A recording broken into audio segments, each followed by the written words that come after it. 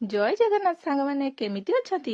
ମୋର ଆଜିର ଭିଡିଓକୁ ଆପଣମାନଙ୍କୁ ସ୍ୱାଗତ। ଆଜିର ରୋଷେଇରେ ମୁଁ କରିବାକୁ ଯାଉଛି ବିନା ମାଛରେ ମାଛ ତରକାରୀ। ଏହି ରେସିପିଟି ଶୁଣିକି ଆପଣମାନଙ୍କୁ ଆଶ୍ଚର୍ଯ୍ୟ ଲାଗୁଥିବ। ବିନା ମାଛରେ କି ମାଛ ତରକାରୀ? ଆଶ୍ଚର୍ଯ୍ୟ ହୁଅନ୍ତୁନି, ମୁଁ ଆପଣମାନଙ୍କୁ ଏହି ରେସିପିଟି ଭିଡିଓରେ ଦେଖେଇ ଦଉଛି, ଆପଣମାନେ ଜାଣିପାରିବେ। ଏହି ରେସିପିଟି କରିବାର ଗୋଟେ କାରଣ ଅଛି। ଚାଲନ୍ତୁ ଆପଣମାନଙ୍କୁ ସେଇ କାରଣଟି କହୁଛି। ମୋ ପୁଅର ହଠାତ୍ ମାଛ ତରକାରୀ ଖାଇବାକୁ ଇଚ୍ଛା ହେବାରୁ ସେ ବହୁତ ଜିଦ୍ଦି କଲା କି ମାମା ମୋ ପାଇଁ ଆଜି ମାଛ ତରକାରୀ କର।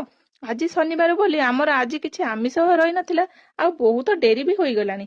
ବଜାରରୁ ମାଛ ଆଣିକି ରୋଷେଇ କରିବାକୁ ଟାଇମ ଲାଗିବ, ଆଉ ତାପରେ ଖାଇବା ବି ତାର ଡେରି ହେଇଯିବ। ସେଥିପାଇଁ ମୁଁ ଗୋଟେ ଉପାୟ ଚିନ୍ତା କଲି।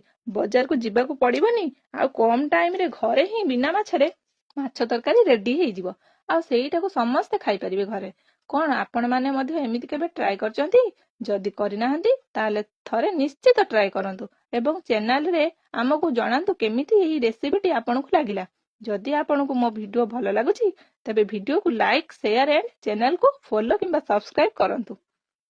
କଥା କଥାରେ ତ ମୋ ରୋଷେଇ ସରି ଆସିଲାଣି। ପୁଅକୁ ଖାଇବାକୁ ଦେବା ଆଉ ପଚାରିବା କେମିତି ହେଇଛି। ତରକାରୀ ରେଡି ହେଇଗଲା, ଖାଇ କହିଲୁ କେମିତି ହେଇଛି?